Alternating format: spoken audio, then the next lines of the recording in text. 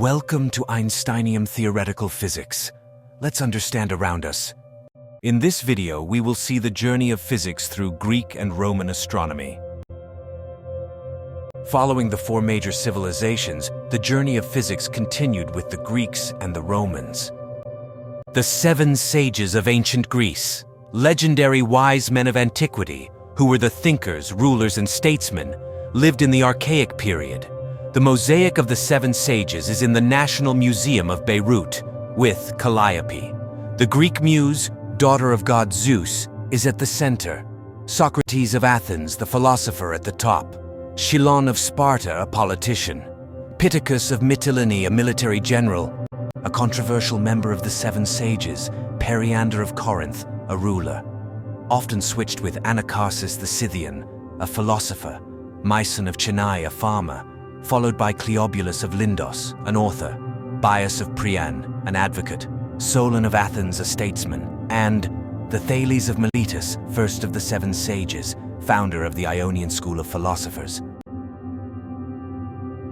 The first three pre-Socratic philosophers of Miletus: Thales, the first known scientist, mathematician, and philosopher; Anaximander, the second master and student of Thales; Anaximenes, the third philosopher, an associate, and possibly a student of Anaximander. They sought to explain nature by finding its fundamental element called the arche, a Greek word with primary senses as beginning, origin, or source of action. Thales of Miletus is remembered primarily for his cosmology. He theorized the principle of nature was a single primary element, water, which is the essence of all matter. He believed that Earth was a flat disk floating on water, and all things come to be from water. He explained earthquakes from the fact that the Earth floats on water. Thales has been credited with the discovery of 5 geometric theorems. 1. A circle is bisected by its diameter. 2. Equal sides will form equal opposite angles. 3. Opposite angles formed by intersecting straight lines are equal. 4. Angle inscribed inside a semicircle is a right angle. 5. A triangle is determined if its base and the two angles at the base are given. Thales is acclaimed for having predicted the first total solar eclipse, which occurred on 585 BC. Anaximander of Miletus, who first proposed a model of the universe as the sun, moon, and planets revolved around the Earth. Stars are rings of fire. He was first person to construct a map of the world. He invented the gnomon, which is the rod used to indicate the sun's direction by its shadow on a sundial. Anaximander believed that the Earth was a cylinder, which was suspended freely in space.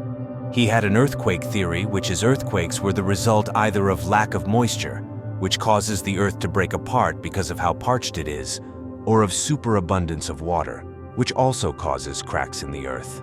Anaximander proposed that the originating stuff of the cosmos is something indefinite or boundless, that is an apeiron, unlimited mass, from which all things are continually created.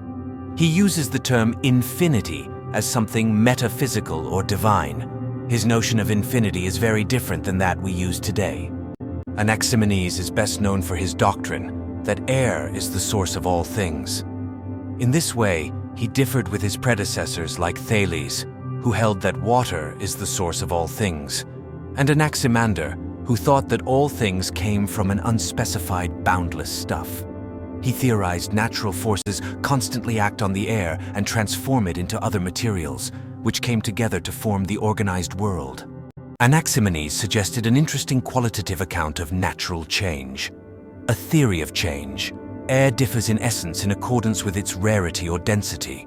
When it is thinned, it becomes fire, while when it is condensed, it becomes wind, then cloud. When still more condensed, it becomes water, then earth, then stones. Everything else comes from these. Matter can travel this path by being condensed, or the reverse path from stones to fire by being successively more rarefied. The theory of flat Earth originated from here. These philosophers theorized that Earth as a flat disk floats on a cushion of water, suspended freely in space, or floats on a cushion of air. Pythagoras, a polymath, means a person who has in-depth knowledge on wide range of subjects, and the eponymous founder of Pythagoreanism, a philosophy that the universe and all things within it were made by numbers, and thus everything could be counted.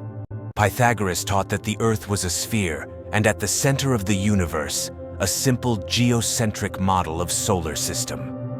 He also recognized that the orbit of the moon was inclined to the equator of the Earth, and he was one of the first to realize that Venus as an evening star and the same planet seen as a morning star. He was the first to divide the globe into 5 climatic zones. He invented the fundamental relation in Euclidean geometry between the 3 sides of a right triangle, the Pythagoras theorem, from the concept of trigonometry, the study of triangles. In Greek, trigon means 3 angles, and metri means measure. The theorem states that in a right-angled triangle, the square of the hypotenuse is equal to the sum of the squares of the other 2 sides. If we knew the length of at least one side of a triangle and measure of at least one angle, then length of other 2 sides can be calculated. Engineers and astronomers use this to calculate the paths of spacecraft, rockets, satellites, and distance of stars. Architects use to calculate the heights of buildings and the lengths of walls. Ground speeds of unmanned aerial vehicles like drones for delivering packages can be calculated with the airspeed and wind speed when there is crosswinds. Philolaus, student of Pythagoras, philosopher of the Pythagorean school, he is best known for his pyrocentric model of the universe, which replaced Earth as the center of the solar system with a central fire around were revolving. Anaxagoras, another pre-Socratic Greek philosopher, remembered for his cosmology and for his discovery of the true cause of eclipses. He propounded a physical theory of everything in everything and claimed that intellect or mind was the motive cause of the cosmos. He had a materialistic view on that. The moon is earthy and lit by reflected sunlight. The stars are fiery stones. Sun is a fiery red-hot rock. This led to charges of impiety, and he was sentenced to death by the Athenian court. He avoided this penalty by leaving Athens to exile. Another philosopher lived during the time of Pythagoras was Xenophanes of Colophon. Said to have been a student of Anaximander, he thought that the universe was eternal for a simple reason. If there had been a time when nothing existed, it was not possible for anything to have come into existence. So the universe must have always existed. Xenophanes taught that the world formed from the condensation of water and primordial mud. He was the first person known to have used fossils as evidence for a theory of the history of the Earth. Early pre-Socratic philosophers like Parmenides, Heraclitus, Zeno, and Democritus centered on the natural world. Parmenides of Elea says that the nature of the universe is permanence. Nothing changes means the universe is in constant balance, that things either exist or do not exist, and they cannot change. His doctrine in brief is to the effect that being, the one is, and that becoming change is illusion. He was considered as the father of metaphysics, the branch of philosophy that deals with the first principles of things, including abstract concepts such as being, knowing, identity, time, and space. Parmenidean concept of 4 dimensions says everything is one. The time, motion, the space, and the change is all in the mind. Heraclitus, a metaphysician, believed that the universe was an eternal fire. The universe did not come into existence, nor will it ever go out of existence. His theory is on flux, says everything changes, constantly in motion. He believed in at least 3 elements: fire, water, and earth. Heraclitus believed that the sun and the moon are giant bowls orbiting the earth. Water from sea rose above and blazed to fire as sun, which is day, and reverse in night. Fire turned to water and joined the sea. Moon creates different phases. When faced away from us, it's dark. When faced towards us, it is full. Zeno of Elea, a Greek philosopher and mathematician, whom Aristotle called the inventor of dialectics, an art of arriving at truth by using conversations with questions and answers. Parmenidean doctrine is on the one. Zeno believed in the existence of the many, that is, distinguishable qualities and things capable of motion. Zeno made use of 3 premises. 1. Any unit has magnitude that adding or subtracting does not increase or decrease. 2. It is infinitely divisible, that is, being 1, is homogeneous. 3. It is indivisible, which contradicts the second premise into nothing. Zeno's mind-bending paradoxes inspired mathematicians and philosophers, such as Aristotle, Archimedes, Isaac Newton, Karl Marx, and more. One of the best-known paradoxes is called the dichotomy paradox, means the paradox of halving, which is, in order to travel 1 kilometer distance, first we have to reach halfway. It takes some finite amount of time. Next, to walk the remaining distance, again it takes finite amount of time to reach next halfway. Now we still needs to walk, so another halfway with finite amount of time, and this happens again and again and again. Zeno thinks this keep going forever, dividing halfways for infinite times, each taking a finite amount of time, so total time will be infinity. For argument's sake, it is completely general. In common sense, it will take only a finite amount of time to travel 1 kilometer. In Zeno's point of view, adding all finites should be equal to infinite. But this is a paradox of Zeno. But for mathematicians, it is possible to add up infinitely many finite values. Still, we get a finite value. Democritus, a Greek philosopher, a central figure in the development of the atomic theory of the universe. He theorized that all material bodies are made up of atoms, meaning indivisible. He believed that atoms were uniform, solid, hard, incompressible, and indestructible. They move in infinite numbers through empty space until stopped. All atoms are same, but in different shape and size, which determines the various properties of matter. Democritus was known as the laughing philosopher because he was very cheerful when at work. He asserted that space as void, which is as vacuum. He thought world emerged from vortex of atoms that collided and joined each other to form Earth and its materials like water, rock, air, and so on. In that void, the atoms formed different worlds, the very first multiverse theory given by Democritus. He also thought there is a special class of atoms called soul atoms, which forms the human and the mind thought process. Empedocles, another Greek pre-Socratic philosopher, is best known for his belief that the 4 ultimate elements which make all the structures in the world are fire, air, water, and earth. He also stated that the speed of light is finite, though it seems to arrive instantaneously, but it has something in motion. Leucippus, another great pre-Socratic philosopher and a physicist who was born in Abdera at 510 BC, was said to be the first philosopher to develop a theory of atomism, though Democritus, his student, was also credited with the first development of atomic theory.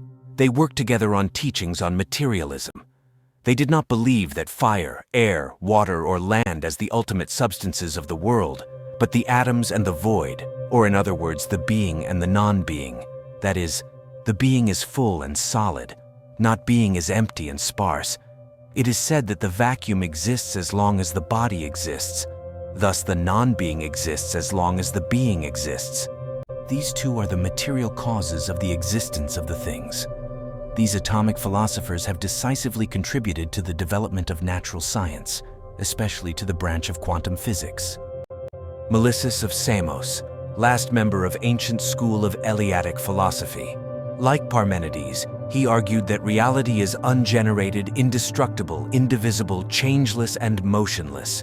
In addition, he sought to show that reality is wholly unlimited and infinitely extended in all directions. And since existence is unlimited, it must also be the One, and it's eternal. The fragments of Melissus's book titled On Nature, a treatise of Eleatic philosophy, was the chief source for its presentation in the works of Plato and Aristotle. Naupides of Chios, a Greek geometer, astronomer, and mathematician, who made important contributions to astronomy, and may have been the first to fix a value for the obliquity of the ecliptic, the angle between the plane of the celestial equator and the zodiac, the yearly path of the sun in the sky. He found this angle to be 24 degrees. This remained the standard value for 2 centuries to measuring the inclination of the Earth axis, until Eratosthenes measured it with greater precision. Enopides also discovered the period of the Great Year. Originally, the Great Year was the period after which the motions of the sun and moon came to repeat themselves. Later, it came to mean the period after which the motions of the sun, moon, and planets all repeated themselves. So in the period of one great year, all should have returned to their positions at the beginning of the great year. Euripides gave a value of the great year as 59 years, corresponding to 730 months. As a geometer, he introduced the distinction between theorems and problems. Though both are involved with the solution of an exercise, a theorem is meant to be a theoretical building block to be used as the fundament of further theory, while a problem is only an isolated exercise without further follow-up or importance. Euripides apparently also was the author of the rule that geometrical constructions should use no other means than compass and straightedge, which adheres to elementary constructions of plane geometry. Hippocrates of Chios, a Greek mathematician, geometer, and astronomer, also described as a Parapythagorean. His geometry textbook called The Elements made contributions to the geometry of circles and proposed astronomical theories about the nature of comets. His textbook was no longer extant and is likely to have been the foundation for Euclid's later and better-known Elements, which remained the standard geometry textbook right up until the modern era. Hippocrates was famous for his working on the classical problems of antiquity, squaring the circle, using only compass and straightedge, and to prove area of square is equal to a given circle, doubling the cube, and trisecting the angle. The Lune of Hippocrates. While working on the problem of squaring the circle, Hippocrates determined the area of a lune, a crescent shape bounded by 2 intersecting circles. Construct a semicircle ABC with center O. OB is a perpendicular line. AB is connected with D as center. Now draw another semicircle on AB. Let F and E are midpoints of AB on 2 semicircles. A crescent AFBEA is formed. It is called the lune. In Latin, luna means moon. Now, what is the ratio of the area of the crescent AFBEA and area of triangle ABOA? This is said to be the first precise mathematical calculation of an area between curved lines. This is even before the famous formula of area of the circle. Hippocrates used the Pythagorean theorem and a fact that area of a circle is proportional to its diameter squared. Here the area of quarter circle AFBOA and area of the semicircle ABEA are same. Thus, lune and triangle are found by subtracting the same area from the shapes of equal area. So their areas are equal. Writing this algebraically, we can see that we are subtracting the same area from each of them. Therefore, 2 areas are equal. Hippocrates also introduced the general approach of reduction, reducing a problem to a simpler one. His approach to doubling the cube is an example, reducing the 3-dimensional problem to a 1-dimensional problem of finding 2 lengths. The technique of reductio ad absurdum, or proof by contradiction, still frequently used by mathematicians today, is a related concept. Hippocrates' contribution to astronomy is that he endorsed a theory of single comet. The tail of the comet is an optical illusion caused by moisture. He had a similar theory about the appearance of the Milky Way, that he believed the moisture causing the refractive illusion came from the stars. Next comes the Sophists. Sophism is an early pre-Socratic school of philosophy, Greek word sophia meaning wisdom. They are specialized in 1 or more subject areas, including mathematics, grammar, physics, political philosophy, rhetoric, music, and astronomy. They taught arete, virtue or excellence. Key Sophist thinkers are Protagoras, Thrasymachus, and Gorgias. Protagoras, one of the most influential Sophist philosophers, claimed that man is the measure of all things, suggesting there is no objective truth. Thrasymachus was a diplomat and famous orator who provided one of the first fundamental critiques of moral values with the famous quote, "Justice is nothing other than the advantage of the stronger."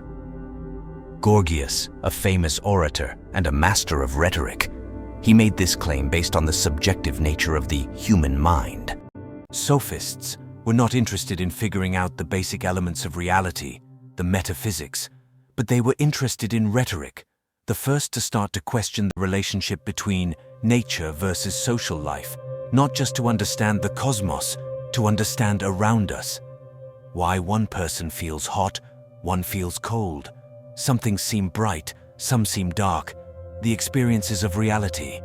This the time where the classical period of ancient Greek philosophy was born with Socrates. Socrates believed on morality. Understanding the underlying moral principles which governs the motion will help understanding the world. Socrates did not believe in sophists. He is the inventor of the so-called Socratic method, or elenkesis, a Greek word, meaning putting to the test, which remains one of the most commonly used approaches not only to answer the fundamental questions of philosophy, but it also serves as a tool for scientific research. It is a dialectical method of questioning, testing, and ultimately improving a hypothesis by either proving it correct or false. Ironically, the most famous Socrates saying is, "I only know that I know nothing," expressing that there is human which is limited and divine wisdom which is limitless. Pre-Socratic philosophers were engaged and discussed only in the study of cosmology and things outside nature. They were the first to attempt to provide reductive explanations for a plethora of natural phenomena. They proposed the materialistic theory of the cosmos. The pre-Socratic atomists proposed a mechanistic view of the universe. The atomists argued that the world was composed of atoms. Their work was crucial in the development of ancient philosophy, modern science, and the journey of physics. Post-Socratic philosophers shifts their focus to humans. For them, the aim of life was to understand the principle of human life. The great ones are Plato and Aristotle. The journey of physics follows with Plato and gave to the birth of Aristotle and the system of sciences. We will go through post-Socratic philosophers in the next coming videos, and the birth of Aristotelian physics in detail. Let our gravity attract you. Stay with us. Thank you.